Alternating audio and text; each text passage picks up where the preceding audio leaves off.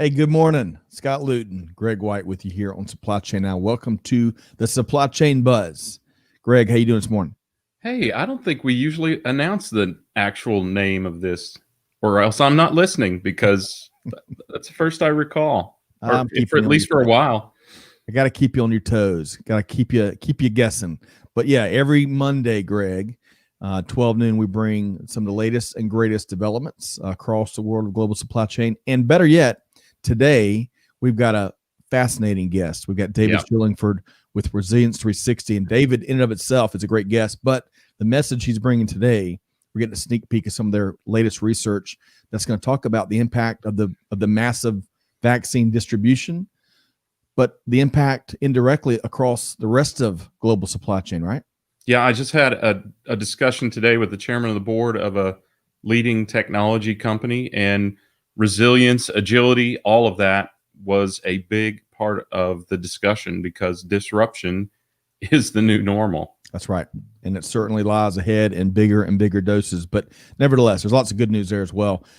Quick programming note, Greg, before we get started, and before we say hello to a few folks, if you enjoy our live stream, check out our podcast, wherever you get your podcast from. Search for Supply Chain Now and subscribe so you don't miss a thing. But today, we published the one and only, you call Mr. Fred Tolbert the Doc Holliday of supply chain, Greg. Is that right? Yeah, mostly because of, I think, an email that he sent us after the session where he said, I don't really like my accent.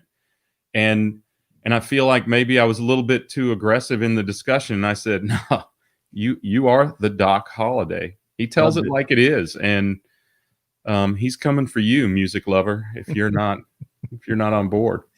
And hey, if you ever watch Tombstone, the greatest Western of all time, and Val Kilmer in his greatest role of his entire career, then you know what I'm talking about. Yes. Yeah, you're right. Iceman on Top Gun was way down below on the top 10 list. Doc Holliday with Val Kilmer is a wonderful, wonderful performance. But if you want to know who he is, tune in for that episode. Fred Tolbert will tell you exactly what it is, and he doesn't make any bone. He brings it. So check it out wherever you get your podcast from. Fred is with Southeast Demand Solutions and a great friend of the show. All right, so Greg, we've got so much jam-packed on this episode of The Buzz. We're going to dive into news on the front end, then we're going to bring in David, and we've got a couple of show notes after David's appearance. So let's dive right in. Let's say hello to a few folks real quick. Pratik is back with us. Looking forward to sharing some Indian food with you, Greg. Outstanding. Someday. Someday. Amanda and Clay behind the scenes. As always, appreciate all that they do. Pierre, great to have you back on the live stream via LinkedIn. Speaking French with a Southern accent. That's right. Mike Avra is here. Gary Smith is here. Evidently, it's very cold in New York. Gary, look forward to chatting with you this afternoon. Dana also feels the frigidity. I think she's talking about Val Kilmer or Tombstone, one of the two. I think you're right. I need you to clarify there, Dana. Are you more of a Western fan or a Val Kilmer fan? We get to the important stuff here. That's right. On the Buzz. Right down to business. That's right. Well, hey, let's do this. So welcome to all the audience. We got a great show lined up for you. Yeah. So thanks for joining us here today. Make sure they always do. They bring it. They're going to bring their perspective and their comments. So looking forward to that. So let's dive into the news. A couple of headlines here. So first up, Greg, XPO. Who says breaking up is hard to do? XPO is breaking up into two new entities. You've got XPO Remain Co., which is probably just a temporary title, I imagine. Yeah. That's going to be Global LTL Carrier and Transport Broker, that side of the business. And then the other side is NewCo, Contract Logistics, right? So part of the move, Greg, and I think you had a great take on it via LinkedIn earlier this week. Part of the move is due to how XPO leadership believes it is offering a, quote, conglomerate discount currently. And they want to really focus and separate those two very different lines of business, right?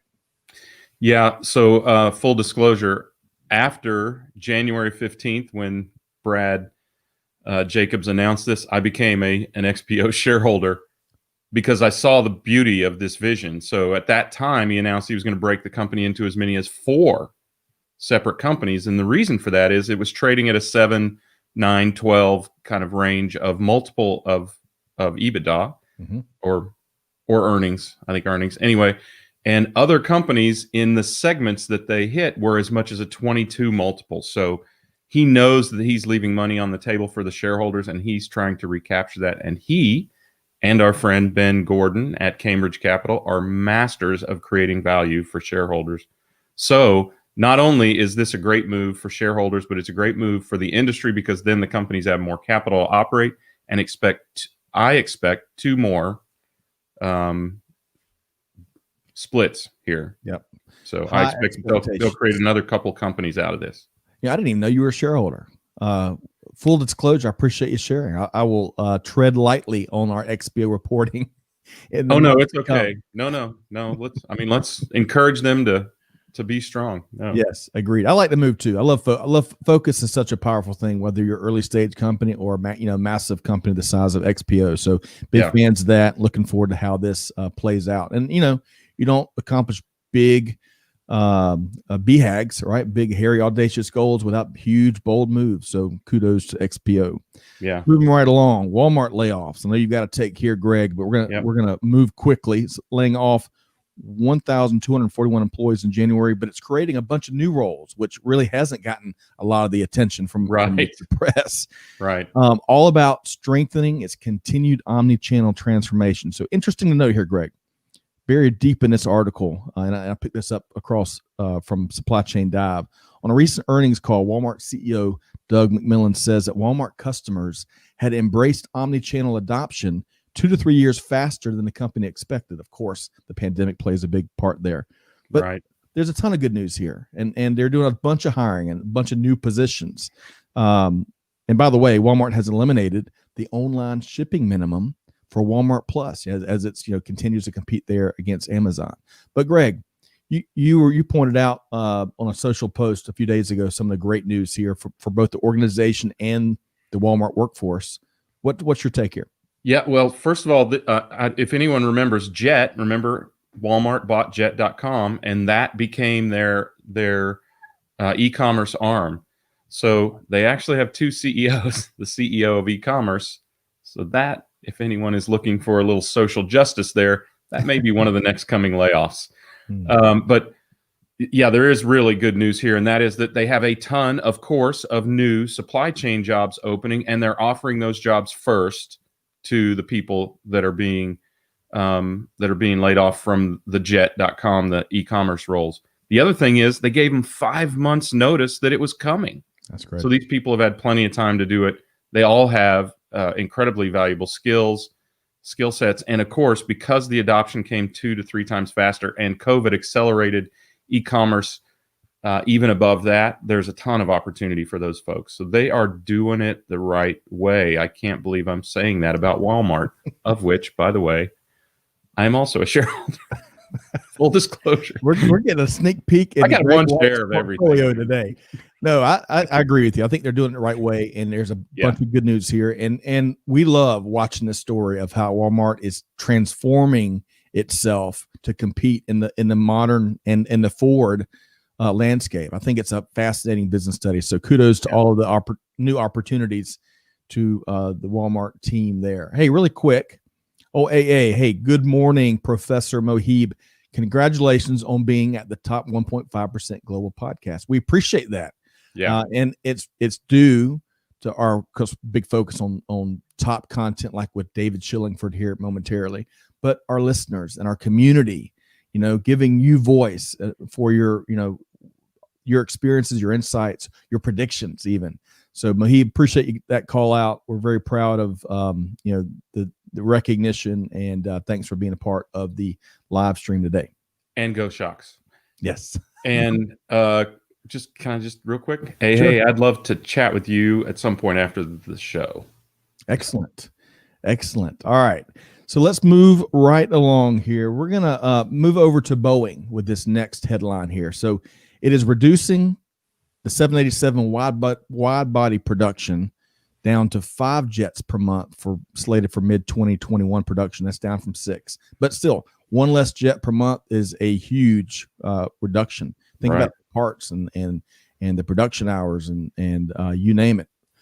So PDPs, new acronym for you. You have any idea, Greg, what PDP stands for when it comes to aviation? Yes, but I bet I'm not supposed to give it away.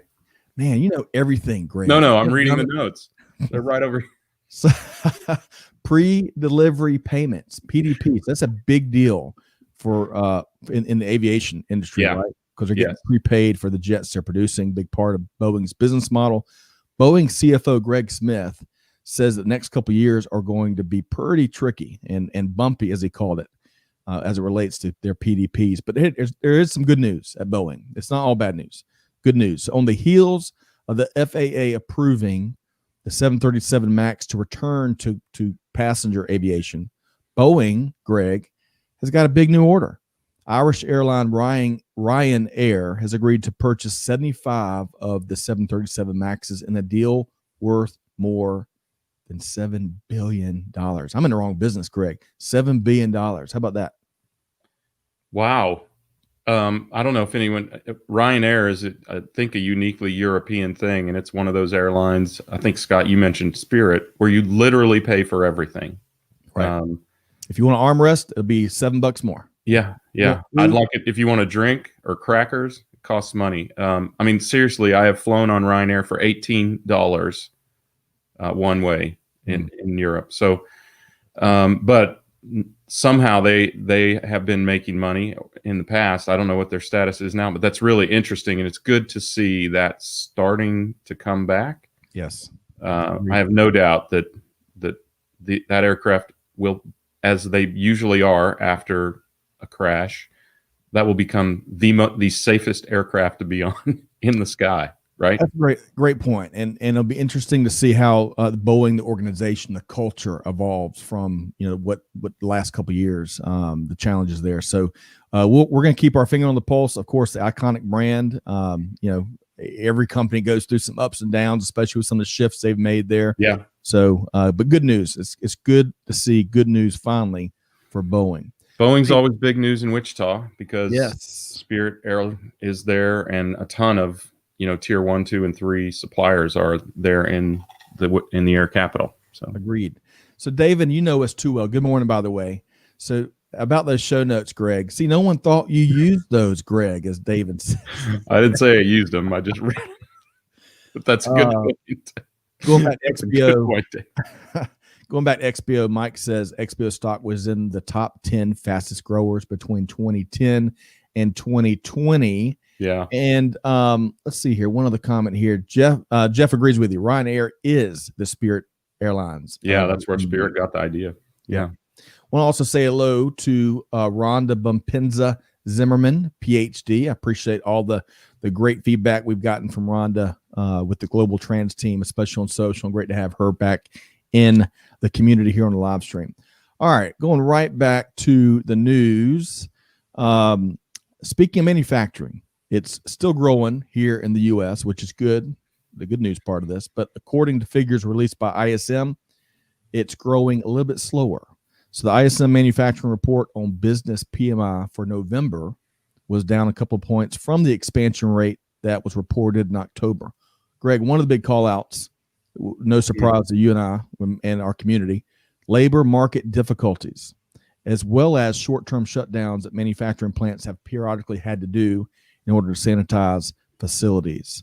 But, it's as this next bullet point speaks to, if I can work my mouse correctly here, manufacturing, finding workers in the manufacturing sector here in the U.S. has been extremely challenging. And, it was challenging before the pandemic that a lot of folks kind of forgotten about because it feels like it's 20 years ago. Yeah. But according to some reports, back pre-pandemic, the unfilled jobs at the time, which was, depending on what you look at, hundreds of thousands to 1 million or more. One report estimated that the unfilled jobs in that sector, in the manufacturing sector, could grow to 2.4 million by 2028. So, Greg, I know you've got some big opinions on the workforce in the manufacturing sector. What is a couple of your thoughts here? Well, I mean, going into the pandemic, we had millions of unfulfilled jobs. We have a huge skills gap, and another topic of discussion today is the skills gap. And it's not solely in manufacturing; it's in a lot of the physical industries, heating and air, plumbing, some of those industries are really struggling to fill what Mike Rowe likes to call dirty jobs, right? And even though not even the really dirty jobs like he does on that show, but it's pretty cool. But yeah, I mean, the issue lies in the fact that we have the largest generation ever to exist on the planet, leaving at a rate higher this year than it was last year. And last year was 10,000 per day leaving the workforce. Over 3.6 million more baby boomers have left the workforce at this point this year than they had at the same point last year. So, and a lot of a lot of time, the knowledge, skills that they take with them are not being backfilled. They're not even able to be backfilled. If anyone even wanted to take the job, they couldn't. So we know that automation is going to be a big part of our future, not only because our workforce is going to be substantially smaller, but also because in order to compete economically with China and now Vietnam and other Asian countries that are taking so much business, getting so much more business, even they are augmenting with robotics, and that includes China. So in order to compete, we're going to have to use a lot more automation. And the beautiful thing about it is nobody is going to lose a job for it. Love that. That is always good news. But I appreciate you sharing that. And certainly the automation and robotics firms, their pipelines are full, filling up. So it's a great thing. We'll find a way to compete for sure. But want to say hello really quick. Shabam, greetings from France via LinkedIn. Great to have you. Thanks for joining us here today. All right. So we're going to wrap up on a couple of quick items, quick hitters. U.S. e-commerce. You think that's growing a little bit, Greg? Only a little. Cyber Monday, November 30th, just a few days ago. Sales came in single day, $10.8 billion, according to Adobe Analytics. That's not only is that 15.1% over last year, which is goodness gracious, massive, but that is the largest single day in online shopping in U.S. history. How about that? Wow, which just overtook Black Friday, which just became the single largest e-commerce day in U.S. history. So that is an impressive growth right there. Agreed. I guess we should have expected it, but still surprising in a single day that people, after all that shopping on Friday online, still had the energy to shop on Monday. So one final headline, and then we're going to take a deep dive into the vaccine, especially as it relates to supply chain workforce. The two largest providers of data to Wall Street have combined, Greg. S&P Global has agreed to buy IHS Markit in a $44 billion deal. Holy cow. How about that? Wow. Did you see that Tesla also became part of the S&P 500? No, I didn't. And because of its share price, they're kind of staging. I think I read that they were kind of staging in the impact on the S&P because it would cause it to skyrocket. Well, Amanda says that she did her part on Black Friday and Cyber Monday. Love that. Amanda. So you're getting good presents. That's what you can take away from that.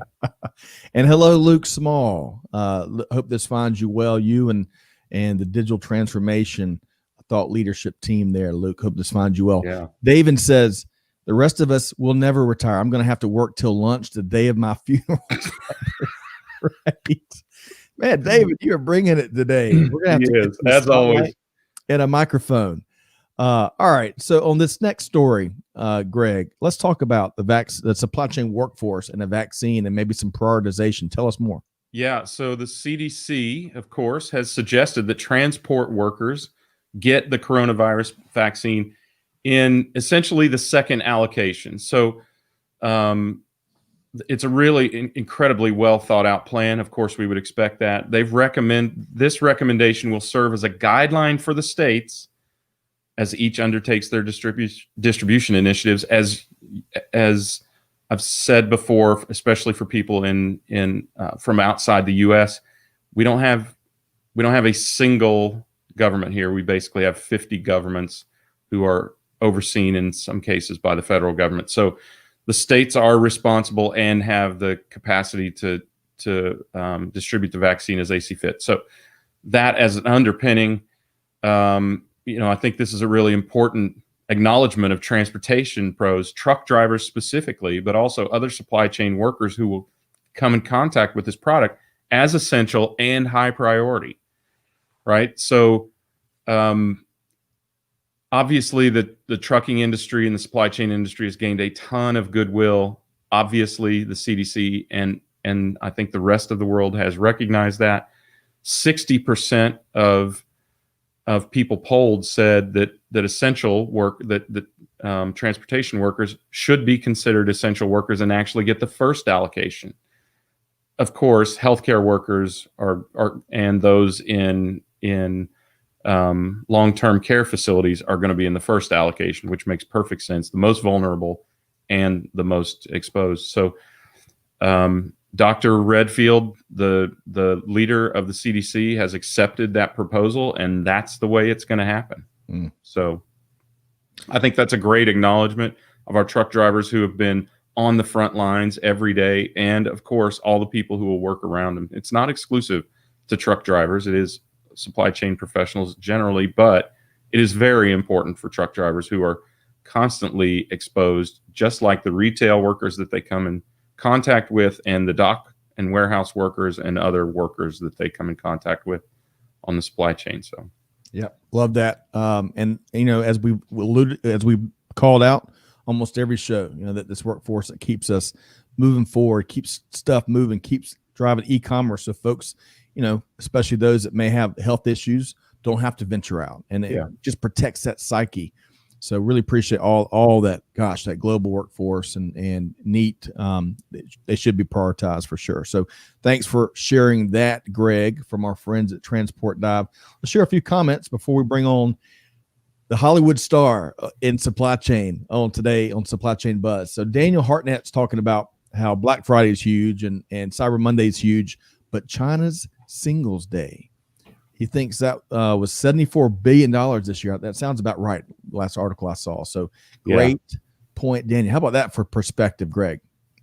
Yeah, well, and that is an excellent point. And what that makes me think is we still haven't heard, or I haven't seen the in-store retail numbers, which had to have been down dramatically. So this won't be a bigger Christmas, right? It will be probably the 14% decrease that was predicted, or somewhere around there. But it has signaled a significant shift to e-commerce. So, obviously with a population of whatever it is, 10 times our population, I would expect that, right? Well, yeah, great point. And thanks for sharing that, Daniel. Paul has a great point here. There's plenty of baby boomers out there, as well as other generations, who have the skill sets that are needed, as we were talking about in the manufacturing workforce a few moments ago. Companies hiring managers need to recognize how their relevant skills are transferable across industries. Hey, Paula, I agree. Not only that, they need to capture the knowledge of an entire generation whose jobs were largely undocumented. I don't mean undocumented the way we euphemize it in the States. I mean, there's not a lot of playbook around the way so many baby boomers do their job, and we have to capture that knowledge. We just have to. Agreed. I've been imploring the industry for years to do that. Yep. Great point. Let's see. This is I think this is Rhonda here. It's going to be interesting, going back to the vaccine, to see if anyone requires a vaccine before coming back to work. We've been talking about this, just thinking ahead and any potential state requirements. And she also adds that teachers, I guess, have been given the prioritization in Arizona, which is good to see as well. Sylvia's back with us. Great to have you in the live stream with us, Sylvia. Hopefully this finds you well in Johns Island, part of the Metro Charleston area, I guess. That's right. Should know That's that. Right. Yeah. I'm from South Carolina. My geography, man, I'm failing here, Greg. And Arun, hello via YouTube. Great to have you here on the Supply Chain Buzz. And Arun, you're just in time for a great segment here with David Shillingford with Resilience360. Let's go ahead and bring David in.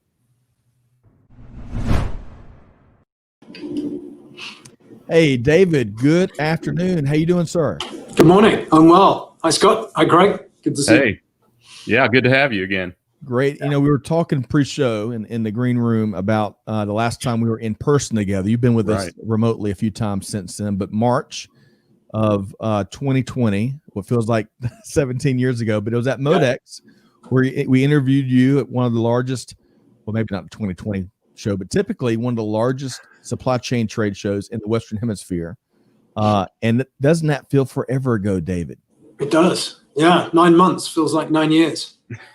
But Resilience360, Greg, has been on the move, you know, in demand, perhaps more so than any other point in the company's history. So we look forward to you sharing a little bit more information about some of the latest and greatest research that the company is going to be releasing here shortly. But Greg, let's set the table a bit and learn about the company, right? Yeah. So before I butcher what it is that you do, which is essentially, I think at the highest levels, it's monitor, predict, and help companies manage disruption in the supply chain. Tell me how far off the mark I am. Tell us for anyone who doesn't understand or hasn't been with us before. Tell us a little bit about what the company does so they understand where you're coming from. It was pretty good. Yeah. So we help companies give visibility to their extended networks. So from sub-tier suppliers all the way through to final delivery, as well as the assets and the materials that are moving through that network. We're then looking at risk, both strategic and operational planning risk, and turning that into predictive models that have specific operational use cases around predicting ETAs during planning and things like that. And then, as you say, we're monitoring in real time events around the world, over 1,000 of them happening right now, that are impacting our clients' supply chains so that they can react immediately to things that are impacting their supply chains. And ultimately, it helps our clients be more resilient and more agile. Right. Yeah. It's funny. Well, it's not funny, but it's interesting because the big issue we were talking about before, when we first started talking to you, was more around weather, and then it instantly turned to COVID and the impact that would have on the supply chain. So, well, Greg, if I could add, David and Todd, Craig, and the team at Resilience360, they were talking COVID-19 before I had even figured out what it was. I mean, really, it was they were early thought leaders in getting the word out. Yeah, that's a really good point. I mean, you have, that's sort of what you do, right? Is you get in front of these things to help companies preempt, not just predict, but preempt the impact that it could have on them. Yeah, it's been interesting to see how different companies have been able to adapt their supply chains over the last few months, and different industries have been impacted in different ways. But generally speaking, those with better visibility were more agile and have been able to keep production lines open for weeks, in some cases months, longer than their competitors. So it's been a pretty powerful use case around the ROI from visibility. So you all have identified 3 pretty tightly connected challenges, around where we stand today. So tell us a little bit about that. Yeah, sure. Well, so there are 2 of these three things are being discussed a lot, but in many cases they're being discussed independently, and then there's the additional third. The first is the impact that COVID-19 has had on global supply chains. We've been talking about that for months now, adapting our thinking, a lot of important lessons being learned, and those challenges are ongoing. So that's point number 1. Point number 2 is the challenge of distributing COVID-19 to the world. Call it the largest product launch in history. Number of ways of describing it. It is enormous. And so that is something that more recently is being discussed and analyzed, and it's important to do so and to think about the challenges of making that happen.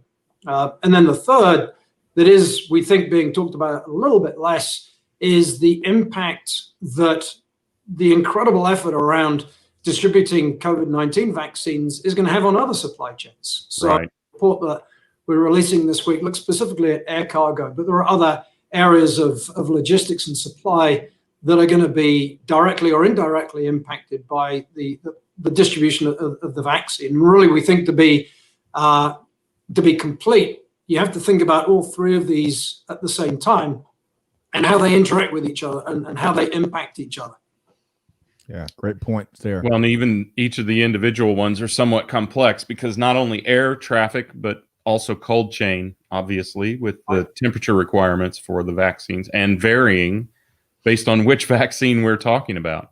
Right. So, Exactly. You know, Greg, we've been talking forever about the vaccine distribution, but not just, there's been a ton of conversations, the three of us know, about whether the industry has got what it takes to get the vaccine out to all the, remote places, non-remote places, you name it. But what's not being talked about is, sure, if the industry's up for that, but what's the impact? What's the cost going to be? Where are we going to take from Paul? Was it rob Peter to pay Paul? Or, there's a very appropriate analogy there. So yeah, David and his team have got this research that comes out, I believe, Wednesday or Thursday of this week. So we get a little scoop here, Greg. And we're going to share a couple things. But before we do, David, you've got a fan, just like I was, of your bookcase. Luke says, a fellow bookcase color with a U coordinator. Good job, David. Thanks for that. I believe your wife has some impact on that, does she not, David? It's this really, both the organization and the reading of the books. Is that right? Wife. She's the intellectual Hey, same here, David. Same here. I'm glad we have that in common. There's a couple of supply chain books behind me, so I read those, but otherwise it's my wife. Outstanding. All right. So we've got this research that's being released here later this week, and we're going to go ahead and get a sneak peek of some of your findings. And David, I want to start with this. What's going to be the potential impact on logistics capacity? Yeah. Yeah, it's a great question and one that we got to be asking right now. The area that we think is going to be impacted the most is air cargo, and there's a couple of things to point out at the top there. One is that air cargo is already under pressure, particularly when you think about the loss of belly cargo from cancelled passenger flights. Some lanes rates have been up as much as 60%. So that's, again, thinking about the three different buckets. Where we are now, the impact that COVID-19 has already had on the supply chain is an important starting point when we think about what's going to happen with COVID-19 distribution and air cargo capacity. The next is that we have to find net new additional air capacity to move the vaccines. So estimates range anywhere from 8,000 flights to 15,000 flights. There is an enormous amount of air cargo capacity that is going to have to be found, and that is going to have an enormous impact on any other industry that is looking to move goods via air cargo over the next months and beyond. Yep. A couple of quick comments, David and Greg, from the audience here. So Sylvia talks about how the South Carolina State Ports Authority just posted a record November, despite some of the challenges here. Pierre says, hey, get your frozen food soon. The vaccine will take over the cold chain in Q1. This could be the next toilet paper shortage. Daniel says, knock on challenges of the COVID-19 supply chain, a real concern. He's hearing stories about how dry ice is becoming more scarce due to cold chain demands. Interesting. All right. So David, let's talk more about airports and cargo handling and how that's going to be impacted. Yeah, sure. Well, one of the things we can point to is the spike in PPE, protection equipment. Particularly in April, we saw enormous spikes around air cargo moving PPE around the world. And that had an enormous impact on the speed with which other goods were moving through large air hubs around the world. And we can expect to see the same thing with the vaccine. Quite correctly, the vaccine will be prioritized, and there will be the people, equipment, customs clearance, all of the things that are necessary to move the vaccine through these airports is going to take that type of expertise and capacity, at least to some extent, away from the movement of other goods. So we saw it before with PPE. We're going to see it this time with vaccines. Quite how much that happens is going to depend upon what capacity can be added. And in some cases, it's easier to add than others. It's going to depend upon the volume of vaccines, where they're being made, and the timing of the vaccine releases. So, naturally, Greg, when you got a backdrop here in Atlanta of the depending on when you check in, the world's busiest airport, right? Let's talk about which airports, David, you think may be impacted the most. Yeah, that's a great question. We get that our clients are asking us a lot about that. So a lot of the report is around the framework that we are using to analyze which airports we think are going to be more impacted than others. And there's a couple of different ways of looking at this. One is to look at airports that have certain certifications that are either important or necessary for moving pharmaceutical goods. So it could be WTO, EU regulations or IATA certifications that identify certain airports as being certified to move pharmaceutical goods. We're also looking at import-export data. So looking at where vaccines are actually moving in and out of. Different airports might be preferred for different reasons, either as an importer or an exporter of vaccines, and we can see that in import-export data. So we're looking at that to say this is where we believe vaccines are most likely to be moved from, and we're mapping that against the location of manufacturing to work out where we think capacity is going to be most impacted. So Sylvia suggests that LCK Rickenbacker Airport, and I'm not sure exactly where that is. Again, my geography is failing me, but she seems to think that's going to be impacted maybe from a congestion standpoint. Greg, based on what David has shared already, and as we look at air cargo and beyond, what are some of the things that you think maybe non-supply chain professionals need to really keep in mind here? Well, one of the immediate things that comes to mind as we see the capacity start to shift towards the vaccines is the possibility that I think of this as an opportunity, but perhaps we'll see some temporary or even permanent shifts because of the lack of availability, for instance, of frozen foods. Perhaps people will move more towards fresh foods, which, by the way, is not a bad thing, either temporarily or permanently.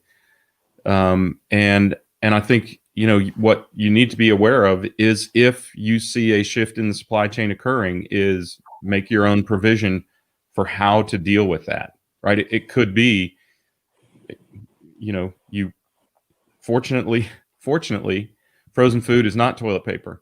You can live without it. And you might shift your eating habits, or you might stock up, as Daniel and Pierre were talking about, but you might also start to think about how you, and people are doing this more and more, how you do feed yourself, how you manage. I'm talking to a company later this week who sells feed for people who grow their own chickens at home, not people who grow them in big facilities, right? But at home. And more people, we've heard, we're gardening at home and doing that sort of thing. Could it be that we go back to some sort of self-sustainability in terms of agrarian needs? Who knows? I think those are the things that we need to be thinking about as supply chain professionals as well. Is we need to look for the shifts, and we need to assess whether those shifts are temporary or whether they're permanent. And the truth is, what David and his crew are doing at Resilience 360 can give us some of those clues, I think. Right? Agreed. Well, you can start to see those shifts, and then all someone has to do is assess whether they're permanent. Right. Yeah. Well, one of the things we have seen around the cold chain, which is more permanent, is around different weather patterns. As you guys know, a year ago we acquired a company called RiskPulse that is the leader in understanding environmental risk for supply chains, and the ability for them to understand the risk to an individual shipment, at least from a temperature standpoint, 2 weeks before it leaves, is turning out to be a pretty important thing, because it means you don't need protection for a certain load. You don't use it, saves you money, but more importantly, it's freeing up capacity. Right. And of course, if you do need temperature protection for a certain load, then you know that in advance and you can use it. And some of the largest global companies have been using this for a while now, and we've always thought of it. They've always thought of it as a way of protecting quality and reducing transportation costs. But right now, it's proving to be just as important in terms of capacity, because if capacity for cold chain is being unnecessarily used, that's something that we all, as an industry, should be fighting against. Right. So Shabam asked a great question, and I believe that they've already been doing this, but he says, hey, can we consider converting passenger cargo into freight cargo, looking towards the high demand? I think this is one of the ways that airlines have been able to create some revenue during this pandemic, right, David? That's true. That's true. Yeah, that is correct. There has been a certain amount of that, and that's one of the variables that we're looking at as we see the vaccine distributions ramping up, and to the extent that the mRNA virus needs to be super cooled, and Right. we're using dry ice. There is a limit to how much dry ice can be on a single flight, because it's essentially turning into carbon dioxide when it sublimates. So there's an opportunity to use passenger aircraft to move some of those. So we're keeping a pretty close eye on the extent to which that can be done, and to be done profitably. Right. So we're going to ask you in a minute, get your take on how organizations can prepare through some of these challenges. But I got a few of the comments I want to share with you. AA asked about where the vaccines are being produced. So he says points, production and volume, key factors, and distribution design. I believe, David, you may know exactly. You and Greg may know exactly. I think Michigan is one of the Pfizer sites, I believe. But David, what any idea in terms of locale? Yeah, sure. So we have a fair amount of information on that. Obviously, we can only share anything. We can only discuss anything that is already in the public domain. The Pfizer sites are well known. They've been publicized. So yeah, key site Kalamazoo in Michigan is where a lot of the final assembly as such is going to be happening for the Pfizer BioNTech vaccine. That's right. Outstanding. Okay, and back to Greg's chickens. Mike Aver says farm to table has been gaining traction for around 10 years, helps to reduce stress on national supply chains. And Paula says, oh, to have the space and flexibility in my superb HOA neighborhood for a garden and maybe some chickens. A lot of people feel that way right now. I mean, that could create a change as well. That is right. And Daniel wonders. It's like a lot of the things that have happened this year. We talk a lot about the changes that have happened as a result of the pandemic, but in many cases, particularly when it relates to supply chain, they were already things that were changing. It's really just accelerated. Yeah, that's a good point. So it's an excellent point. Here, David, going back to dry ice, Sylvia says dry ice melts at 1 pound per hour. So you're very limited on utilizing dry ice in the cold chain for flights. I had no idea. Yeah, there's a limit as to how much dry ice can be on a single flight. Imagine if you kept it in a Yeti, it would be much better. So one final comment here before we get David's recommendations.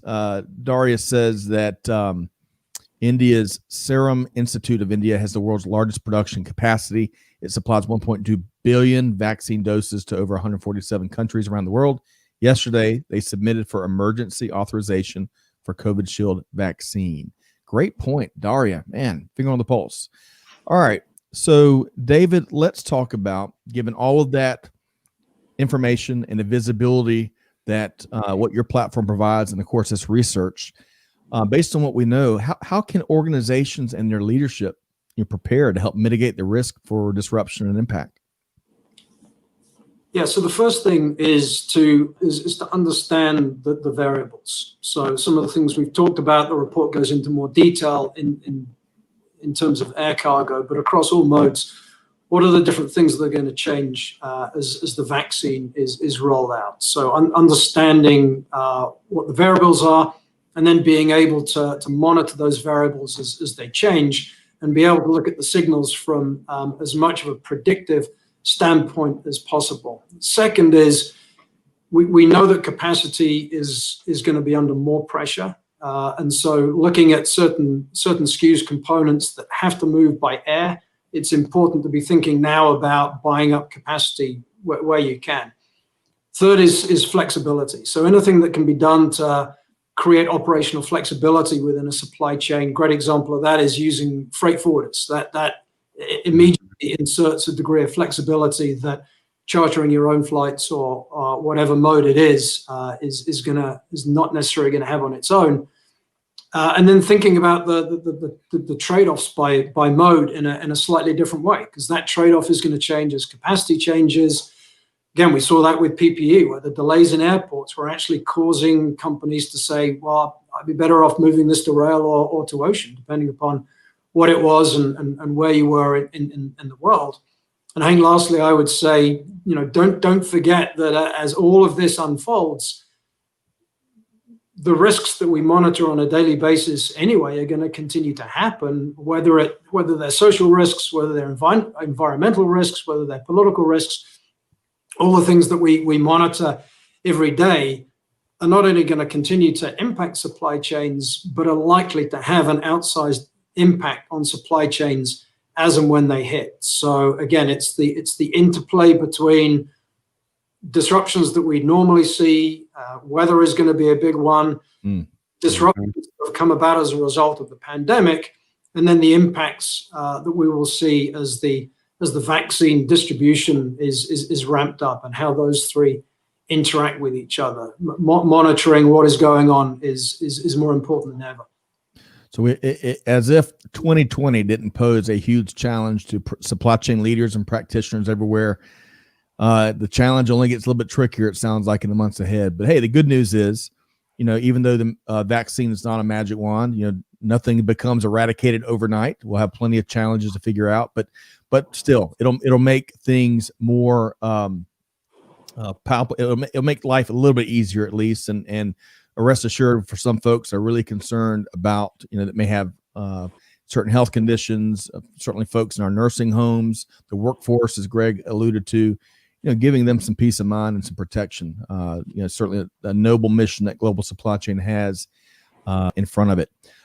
David, let's make sure. I imagine there's going to be a lot of interest in this research and these findings. I think, again, you're publishing that later this week. What's the, for starters here today, how can folks connect with you and the Resilience360 team?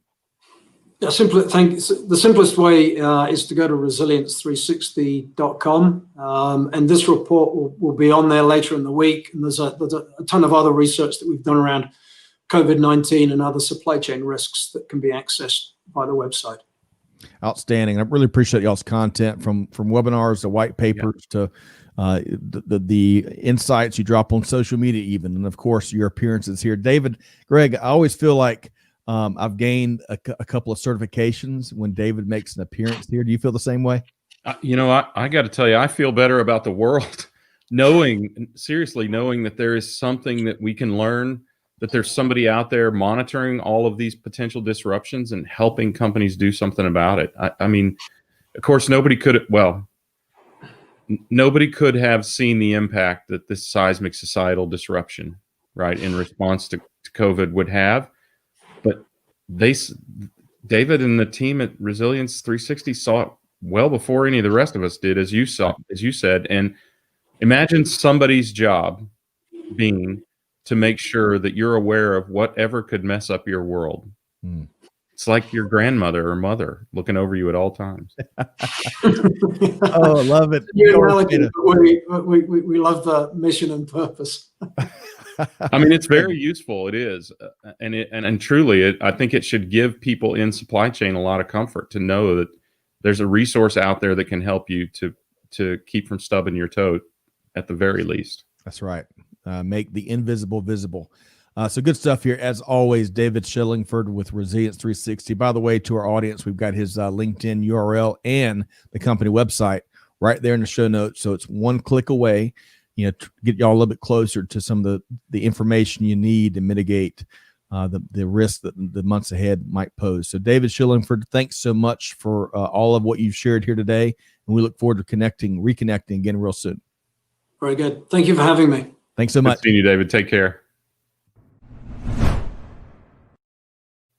As reliable as our community is David Shillingford. I mean, just to your point though, Greg, his delivery does make you feel a little Feel bit better, better, doesn't it? Yeah, right. I mean, it must be very comforting to be the person at the helm of the company that has eyes so far forward. They're in front of so many things, right? And with a goal to be more predictive and informative about those things. So Agreed. yeah, I'm glad for it.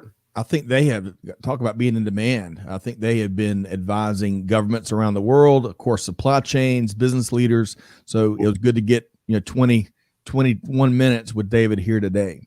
We talk about the companies you've never heard of, but their technology is behind some of the most prominent predictive tool sets in the industry. Yeah. Right. They are the guts. They are the wiring, the intel inside of supply chain markets and disruption prediction. Yep. All right. So on a much lighter note, I'm going to bring in a couple of comments from the audience. Our buddy Kevin Bell is back with us. He says, I can tell you that the cows outside of Wichita, Kansas, where I did time, are probably a little more fearful this year from going from farm to table. Excellent insight. Finger on the pulse there, Kevin. I love that. As we talked about that, I thought, right. Are we not encouraging people to overrun, the Saturday morning? Oh God, I'm sorry. I want to say flea markets, but it's not flea markets. It's the farmers markets, right? I just imagine people after getting off this show go into their local farmers market and going, I better get more tomatoes. Right. Oh, I mean, I miss that. That's one of the things that for us Saturday morning at the farmers market, cup of coffee, great food and vegetables and all locally produced. And they a lot of times they'd have a bluegrass, either band or a single musician. It was just one of those therapeutic Saturday mornings. And I'm looking forward to getting back to that normal schedule events here after the next few months, hopefully. So Nick Rumor, great to have you with us here today. I agree with you. David always brings great insight, and Nick, great to have you with us. Gary says, raise chickens at home. Do you have any idea how much their output stinks? And yes, I do, Gary. As a proud Southerner that has used that as fertilizer for my grandparents and parents, you name it, and been forced to put it out. Yes, I'm very familiar with used to tan leather in Mexico. In fact, don't let your Mexican leather belt get wet. That's right. Mike Avra says a drive by Gainesville, Georgia, which is the poultry capital of really the world, is what they tout themselves. But is that right? Is that really true? Wow. Now, I bet, I'm sure Malcolm or one of our team members or community members can look up poultry production rates, but there's a lot of it in Gainesville for sure. Poultry is one of the top exports from the state of Georgia, top 5. I think it might be number 2. But good point there, Mike. Let's see here. Article in today's Wall Street Journal talks about the issues La Nina is having on global crops and commodity prices this year. Nick, I guess they were talking about weather a bit. So Michael Avra, he's been sharing some stuff in LinkedIn messaging with me. I encouraged him to share some of those incredible insights with the rest of the community because he's on top of things, and his insights, being a finance pro, are really powerful. Agreed. Yeah. Nick says it's the companies you don't hear from that are making the world tick for sure. Agreed. Daniel, also impressed with the insights, as is Sylvia. A lot of good stuff there. All right, so I've got a message here. Georgia is the number 2 poultry producer in the U.S. behind Pennsylvania. Pennsylvania, that was not on my radar. Good stuff there, Clay. All right, so Greg, moving right along as we start to wrap up this episode, we have got a couple of really neat episodes that have been well received and popular. I've gotten a ton of feedback around. Yeah. John Sicard, the Craft Master. This was the most recent Tequila Sunrise episode. Tell us more. So John is the CEO of Kinaxis. And yes, the first part of his episode, 37 Minutes of Fame, we dropped it last Thursday, and we'll drop the second half of that episode this Thursday. But he calls supply chain a craft. And you can't see it in the picture here, but John, his desk at home is next to his electronic drum set. So he started out like most of us did. I'm sure he said this was not his first tequila sunrise, just the first time on air. So so he was inspired to become a musician, realized that it was not his thing, became an engineer. So he was actually a developer, a technology developer, and realized the symmetry between music and development, both art and science and logic and rigor, but ultimately for an artful purpose. And he sees supply chain as a craft because of that, because there is so much rigor, there is so much simplicity, and yet it's driven by all these complex mechanisms. So it was really interesting because he opened the conversation by saying, we might have some disagreements here. So it's always great when you're talking to the CEO of a $5 billion company, and that's how he opens the conversation, right? Turned out not as much disagreement, but actually some really good kindred spirits, and we go back and forth on how we need to rethink things in supply chain in order to, in order to prioritize agility and resilience in the supply chain rather than just the obsession with accuracy. Yeah, love that. It was a good talk. I really enjoyed it. Sylvia says supply chain is not only a craft, it is an art form. Well put, Sylvia. Tanner Foster is with us today. And if you remember, Greg, Tanner is one of the trio of UGA now. Yeah. Right. He was on a past episode with us as we interviewed at the time UGA supply chain students that are so far ahead of the years. Tanner, hope the industry is treating you well. I'm sure you're doing big things, and we look forward to reconnecting with you soon. I wonder if he thinks of Fred Tolbert as the Doc Holliday of supply chain. That's a great question. All right. So moving it right along, I want to tell you about this episode we did, Grace Hopper, on This Week in Business History. So Grace's nickname was Amazing Grace. She created she actually created the concept behind the compiler and then built the first one. It took 3 years and to our non-technologists, which I'm included, I started in computer science in college, so that's why I know what a compiler is. But basically, in the early or late 40s, early 50s, all of the computer programming was all mathematical symbol driven. Right. Grace had the incredible idea of, hey, how can we use the English language and let the computer transform it into the code it needs? For 3 years, she was laughed at, told that it would never work. Computers don't get English, she was told. Well, then she went out and built the compiler. She went on to do some other big things, including some refer to her as the mother of COBOL, which is one of the world's predominant and most successful computer programming languages. But here's the other thing, Greg. Did you know that bugging and debugging started in terms of its application, those phrases, and as it applies to technology, with Grace Hopper? So when she was working on the Mark II, right? The Mark II is one of those early, the size of a room, relay tubes, all the the computers back then. Well, punch cards and stuff like that. Yes, that's right. A moth had gotten stuck in one of the relay tubes, and it was interfering with the operation. So Grace and her team literally debugged the machinery. That's why it's called debugging. It's stuck. But that is awesome. A bug was at the time was already in the engineering lexicon, but it hadn't been applied, and debugging certainly hadn't been applied to technology. And better yet, did you know that you can find the remains of that moth in the Smithsonian in her team's logbooks? How about no way? Yes, the first insect worthy of being in the Smithsonian. But hey, here's a little neat thing about this episode. My daughter, 11-year-old Brantley Luton, makes her first ever appearance on this latest edition of This Week in Business History. Oh, that's awesome. Grace Hopper, what an incredible story. So no shortage, though, Greg, of content that is meaningful and inspires, and it challenges your assumptions, right? Assumptions you made. I love, with going back to you and John's conversation, I love when folks that lead massive, powerful organizations can be so down to earth. Yeah. Have such a normal folks sitting around the kitchen table is a picture you paint a lot, but that's where the secret sauce is, right?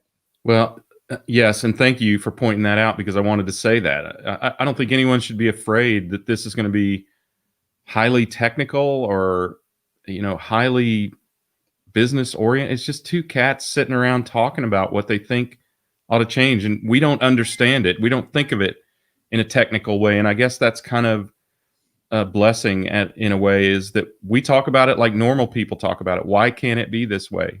Right? Why is one of the predominant questions that are asked during particularly John's discussion. So thanks for pointing that out. I mean, there's something for everybody there. Yeah, that's good. That is great.